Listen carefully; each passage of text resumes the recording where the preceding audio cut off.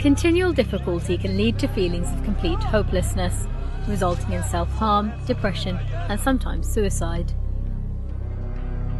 Just 1 month ago, a nurse working in a West London hospital took her own life in what was to become a national story.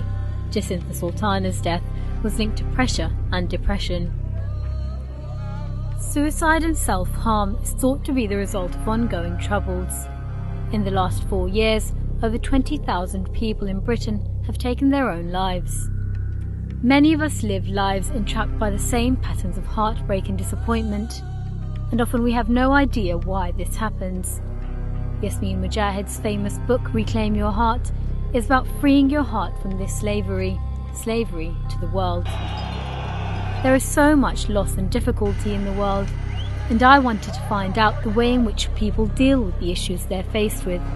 Deprivation, worries, we all face them. But how do we come to terms with difficulty? And how do we reclaim our hearts?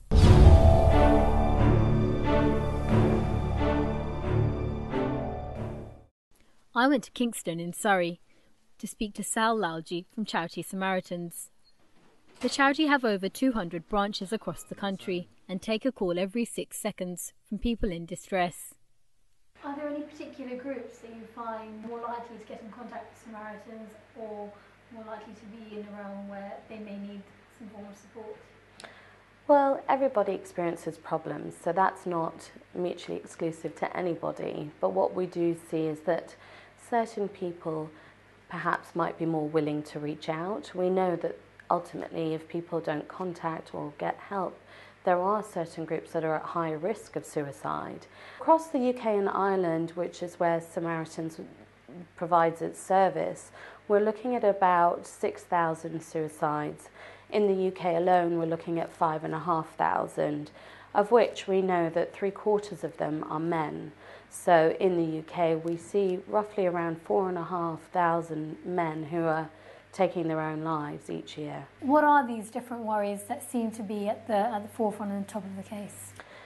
Well, Samaritans has done a survey for the last 4 years in a row looking at what people's biggest worries were. And for the last 4 years in a row, we've seen that one of the biggest worries were money, debt and financial issues.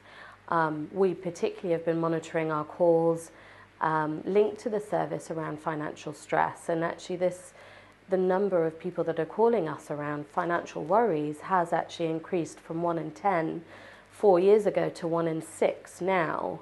But there are other issues that our survey has identified, things like people who are worried about their physical health issues or their mortgages, their job security, and worries around relationship and family issues. I asked Sal whether she thought the recession had a direct link to the rising rates of suicide.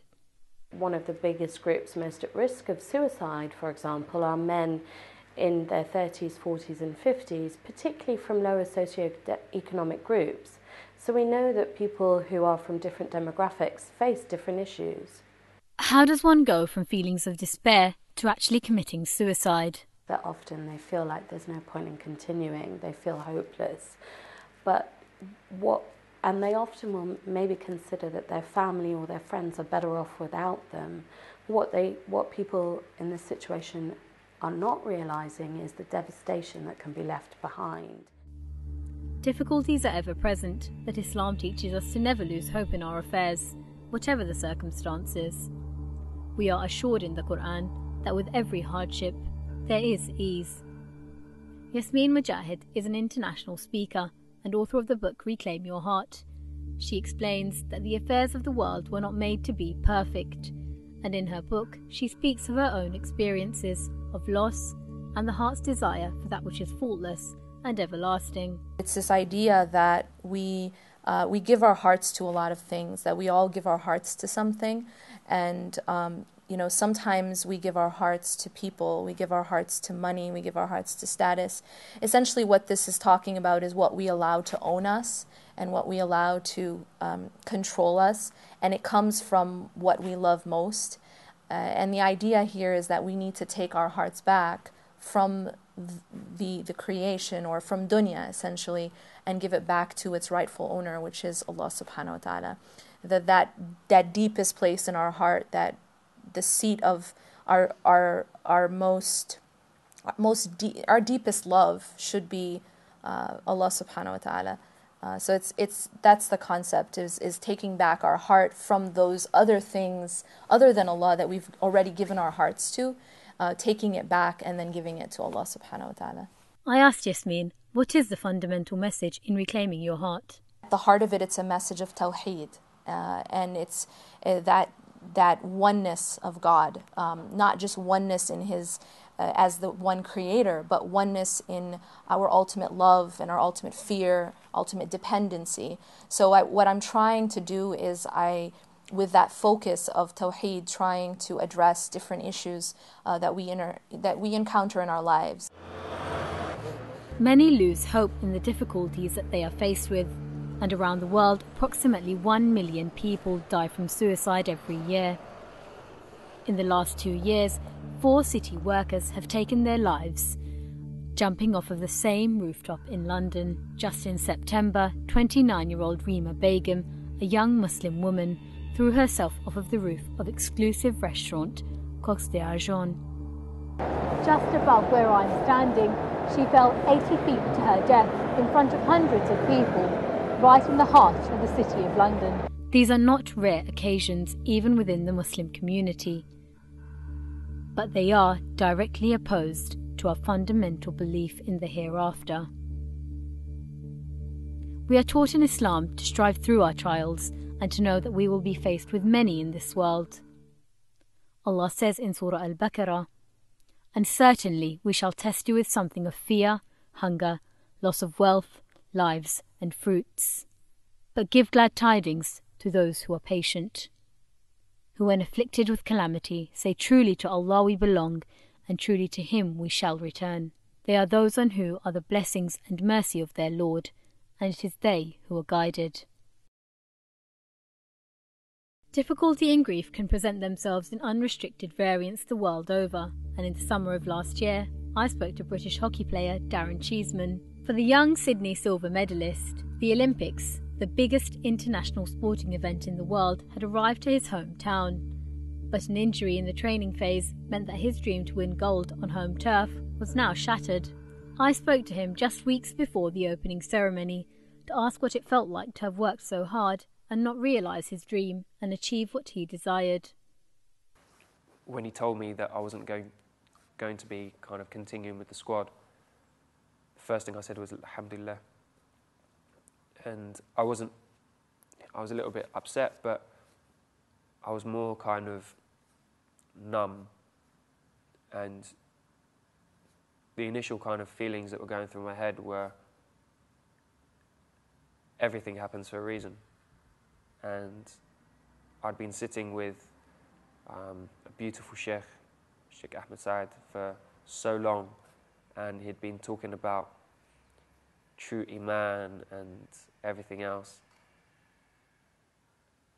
That kind of, I remember all I could think about was one khutbah that he gave at Jumu'ah one day, where he basically said that if you ask Allah for something and you don't get it, don't despair, because you're going to be given something either equal to it or better than it.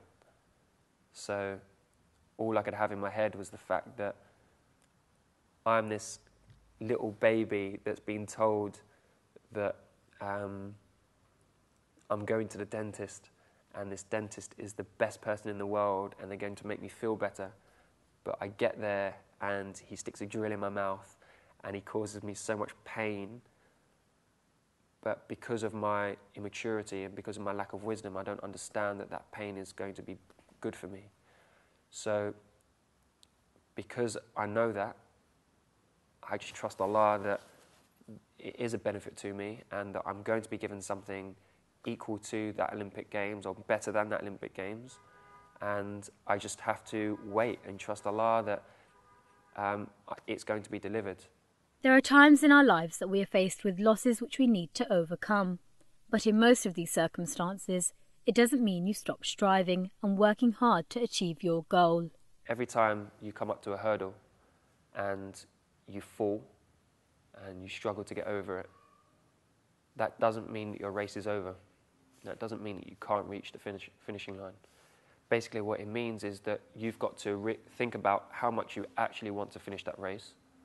And if you want to finish it and you have a lot of passion and you dream about finishing that race, you've just got to look at what you're doing now to get over that hurdle, to get around that hurdle, to get through that hurdle, whatever it takes, you've just got to get past it. And it's that you need to fix, that kind of the planning around how to get over that hurdle and make sure that that doesn't stop you from completing your race. Continual hardships and difficulty are said to be the main factor in the loss of hope and feelings of despair. I asked Yasmin what people can do when they are in need of strength. I think that a huge part of dealing with difficulty and challenges is having a good opinion of Allah subhanahu wa ta'ala, husn al-dhann billah, realizing that Allah is never going to seek something that's bad for you. He's not going to put you in a situation, first of all, that you can't handle. Allah says that He never puts a burden on you more than you can carry. And second, Allah always wants good for you. That the matter of a believer, the Prophet ﷺ said that the matter of a believer is strange because everything is good for a believer. And so this means that no matter what I'm going through in my life, having firm faith that this is actually good for me, whether or not I understand it, but I know deep down that this is good for me. And it's sort of like the example of a doctor who gives you medicine, but sometimes the medicine has to come in the form of a needle, through a needle, and there's a prick, there's a pain to it, but the one who understands that this is intended to cure me, this is intended to strengthen me, then they look beyond the pain and look at the cure instead. Many hold inward feelings of despair and bear the pains of worldly loss. But remembering that this world was not made to be perfect, and that it is a temporary abode, is a reminder of the world's realities. We can be confident in saying that when you comprehend Allah's wisdom in His planning, and that He is ever present, we should always be hopeful. And in the beautiful words of Ibn al-Qayyim rahimullah, had Allah lifted the veil for His slave and shown him how He handles his affairs for him, and how Allah is more keen for the benefit of the slave than his own self, his heart would have melted out of the love for Allah and would have been torn to pieces out of the thankfulness to Allah. Therefore, if the pains of this world tire you, do not grieve, for it may be that Allah wishes to hear your voice by way of dua. So pour out your desires in prostration and forget about it, and know that verily Allah does not forget.